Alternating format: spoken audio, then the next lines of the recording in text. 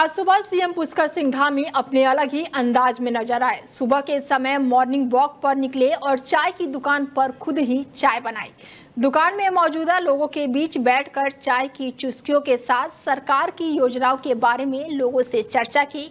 विधानसभा सत्र की समाप्ति के बाद भी सीएम पुष्कर सिंह धामी जनता के बीच नजर आए और इस दौरान सीएम धामी चाय बनाते हुए नजर आए और इस दौरान चंद्र सिंह नेगी की चाय की दुकान पर पहुंचे और वहां मौजूदा लोगों से बात करने लगे और इसी दौरान बातों ही बातों में सीएम धामी ने खुद ही चाय बनाई और फिर उन्होंने लोगों के साथ बैठकर चाय का आनंद लिया। सीएम धामी ने लोगों से उनका हालचाल पूछा और सरकार द्वारा संचालित विकास योजनाओं और जन कल्याणकारी योजनाओं का फीडबैक भी लिया। सीएम धामी ने सोशल मीडिया प्लेटफॉर्म एक्स पर लिखा है कि कल विधानसभा सत्र समाप्ति के बाद से कुछ समय और स्थानीय जनजीवन से जुड़ने का अवसर मेरे लिए काफी विशेष है। तो वहीं चाय बनाते हुए सीएम पुष्कर सिंह की धामी इन दिनों सोशल मीडिया पर चर्चाओं का विषय बनी हुई है। उप जिलाधिकारी खटीमा ने सभी राजनीतिक पार्टियों के प्रतिनिधित्व को बुलाकर तहसील सभागार खटीमा में एक बैठक की, जिसमें सभी राजनीतिक पार्टियों के प्रतिनिधियों ने मतदान केंद्रों में बूथ में आ रही समस्याओं को लेकर अपने अपने विचार रखे, जिस पर उप जिलाधिकारी तुषार सैनी का कहना है कि आयोग के अनुसार जिस मतदाता केंद्र में 1150 से ज्यादा मतदाता है उसको शिफ्ट किया जाए या नए बूथ बनाए जाए, जिसको लेकर विचार विमर्श किया गया। नई प्रपोजल के अनुसार आयोग की सहमति पर 148 नए बूथ बनाए जाएंगे। वहीं बीएल और घर घर जाकर निस्तारण करेंगे और जो गलत नाम काटे हैं उनको मतदान सूची में चढ़ाए जाएंगे। वहीं शिकायत आई है।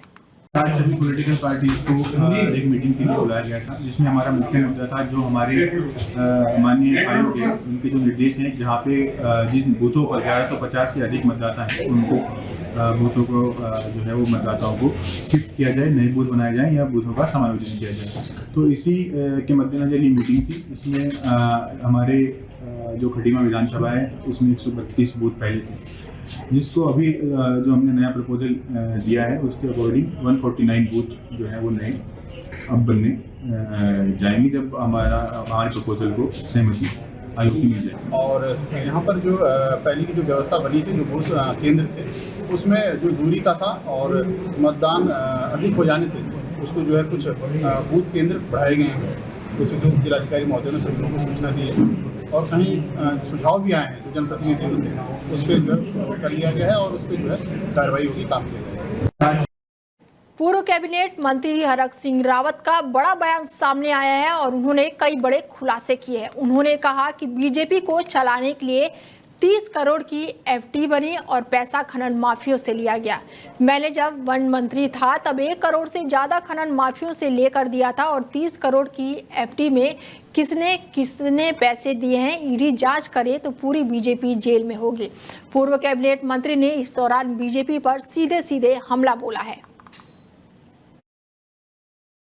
जो 30 करोड़ रुपया एफडी बनी है भाजपा को चलाने के लिए, मैं भी उसमें वन मंत्री था, मैंने भी 1 करोड़ से अधिक दिया उसमें पैसा, सब खनन माफियाओं से तुला के दिया। मैंने भी, मेरे पे भी दोस्त है, मैं तो कह रहा हूं मेरी भी जांच होनी चाहिए। आप जांच करा लो। वो 30 करोड़ रुपया की जो एफडी बनी है भाजपा की जो 30 करोड़ की एफडी बनी है पार्टी चलाने के लिए बैंक में, उसमें किस किस ने पैसा दिया है ईडी जांच कर ले, पूरी भाजपा जेल में होगी अगर ईडी ईमानदारी से जांच कर दे तो।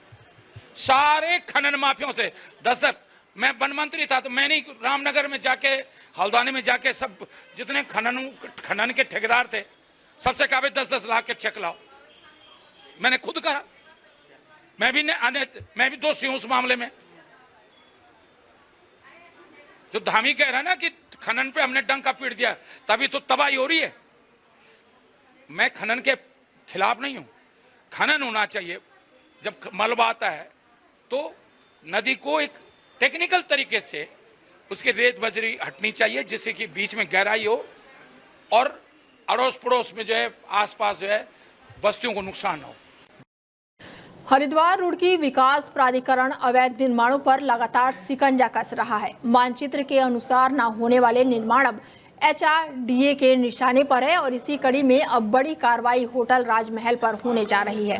सहायक अभियंता डीएम रावत ने जानकारी देते हुए बताया कि होटल राजमहल का मानचित्र एक्सपायर हो चुका है और होटल प्रबंधन को नोटिस जारी कर दिया गया है। और इस दौरान उन्होंने बताया कि जिस जगह होटल प्रबंधन को पार्किंग की सुविधा देनी थी वहां पर अवैध तरीके से कमर्शियल दुकानों का निर्माण करा दिया गया है। इतना ही नहीं, होटल के भीतर स्विमिंग पूल पर भी बिना स्वीकृति को बनाया गया है और ये सभी निर्माण मानचित्र के अनुरूप नहीं है और पूरी तरह से अवैध है। सहायक अभियंता डीएम रावत ने बताया कि होटल प्रबंधन को नोटिस देकर अवगत करा दिया गया है। तय तिथि पर उन्हें आकर अपना पक्ष रखने का अवसर मिलेगा, अन्यथा उच्च अधिकारियों के निर्देश पर सीलिंग और ध्वस्तीकरण की कार्रवाई की जाएगी। देखिए, आपको जो है अगले ये अगस्त में ही आपको लगभग 10 से 12 कॉलोनियाँ हम तोड़ने का हमारा टारगेट है और इस पर बहुत कार्रवाई चल रही है और अंदर से हमारा जो इंटरनल प्लान चल रहा है, अप्रूवल दिया जा रहा है उच्च अधिकारियों से, तो आपको जल्दी इसका रिजल्ट मिलेगा। देखिए, जो राजमहल होटल के बारे में मैं बहुत सारी मीडिया के माध्यम से चीज़ें सुन रहा हूँ। राजमहल होटल का जो मानचित्र है पूर्व विनिर्मित क्षेत्र से स्वीकृत है, लेकिन हाँ ये है कि जो हमने उसकी जाँच कराई थी पिछली बार, शायद उन्होंने कंस्ट्रक्शन किया था तो उसका युवावाद भी यहाँ पर योजित है, तो वहाँ पर उनने पार्किंग की जगह पर कमर्शियल शॉप्स बना दी हैं और ऊपर स्विमिंग पूल और ये इत्यादि सब, उनका मानचित्र भी जो है वो हो गया था, एक्सपायर हो गया था। देखिए, पहाड़ों की रानी मसूरी में भूमाफियों के हौसले इस कदर बुलंद हो चुके हैं कि वो अब खुलेआम प्राकृतिक संसाधनों से छेड़छाड़ कर रहे हैं, वो भी प्रशासन की मिलीभगत या निष्क्रियता के साए में। हाल ही में स्प्रिंग रोड क्षेत्र में सामने आया कि एक गंभीर मामले ने पूरे मसूरी को हिलाकर रख दिया है।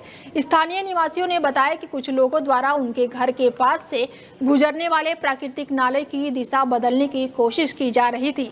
पाइपलाइन के माध्यम से पानी को सड़क के नीचे से दूसरी दिशा में ले जाया जा रहा था। हैरानी की बात यह है कि ये अवैध कार्य भारी बारिश के ठीक बाद देर रात जेसीबी मशीन के जरिए किया जा रहा था। उनका कहना है कि हाल ही की बारिशों में उनके घर के सड़कें और नाले पूरी तरह से क्षतिग्रस्त हो चुके हैं और ऐसे में यदि नालों की दिशा बदली जाती है तो उनका घर और भी गंभीर खतरे में आ जाएगा। उन्होंने बताया कि जब स्थानीय मीडिया ने वन विभाग और नगरपालिका परिषद को इस बारे में सूचित किया तब उन्होंने दोनों विभागों के अधिकारी मौके पर पहुंचे और तुरंत ही काम को रुकवाया। देखिए, मेरे को ये दिख रहा था कि पिछले 3-4 दिन से यहाँ पर कुछ गतिविधि चल रही थी, तो जब मैंने पता करा यहाँ पे लेबर से तो कुछ ऐसा बताया गया कि ये नगरपालिका का काम है। फिर जब मैंने इसमें और ज़्यादा तफ्तीश करी तो ऐसा पता चला कि ये नाला बंद करके इसे डाइवर्ट करके दूसरे नाले में डाला जा रहा है। तो मुझे कुछ शंका हुई, क्योंकि मैं टेक्निकल तो हूँ नहीं, तो आज सुबह मैंने स्ट्रक्चरल इंजीनियर को बुलाया और उसे दिखवाया कि भाई ऐसे ऐसे नगरपालिका शायद ये कुछ ऐसा काम करा रही है कि यहाँ एक नाला बंद करके उसे डाइवर्ट करा जा रहा है। तो स्ट्रक्चरल इंजीनियर ने देखकर मेरे को तुरंत राय दी कि आप इसको बंद कराइए, क्योंकि आपका घर वैसे ही डेंजर जोन में है और ये नाला इधर से डाइवर्ट करने में, एक प्राकृतिक नाले को आप बंद करके आप उसको पाइपों में पानी डाल के किस तरह से आप सोच रहे हैं कि इसको आप वहाँ ले जाएंगे। तो मेरे पास और कोई रास्ता नहीं था, तो इसलिए मैंने इस बात को उठाया और आप लोगों के माध्यम से यही कहना चाहूँगा कि मसूरी पूरा डेंजर जोन में है और नाले बंद कर हमें कुछ नहीं मिलने वाला। मैंगलोर रुड़की रोड स्थित टाटा मोटर्स के शोरूम में उत्तर प्रदेश के रहने वाले एक व्यक्ति ने 2024 में 17,30,000 रुपए की टाटा गाड़ी खरीदी थी और जिसके बाद से इस गाड़ी में कुछ कमी आ गई थी और आज भी लगभग 20वीं बार ये गाड़ी खराब हुई तो वो गाड़ी को लेकर शोरूम पहुंचा और सर्विस डिपार्टमेंट को लोगों ने उन्हें गाड़ी का कोई भी पुर्जा ना उपलब्ध होने पर बात की। उत्तराखंड में वन विभाग का बड़ा फैसला सामने आया है। वन विभाग को अतिक्रमण से बचाने के प्रदेश में वन भूमि को बाउंड्री कितनी होगी, आपको बता दें कि प्रदेश में वन भूमि में लगातार अतिक्रमण की शिकायतें मिलती आ रही हैं और जिसको मुक्त कराने के लिए धामी सरकार ने बड़ा अभियान चलाया था, जिसके तहत बड़ी जमीन वापस अतिक्रमण मुक्त करा के वन विभाग में शामिल कराई गई। मंत्री सुबोध उनियाल के अनुसार इससे पता चल जाएगा कि कौन सी जमीन प्राइवेट है और कौन सी वन भूमि की है।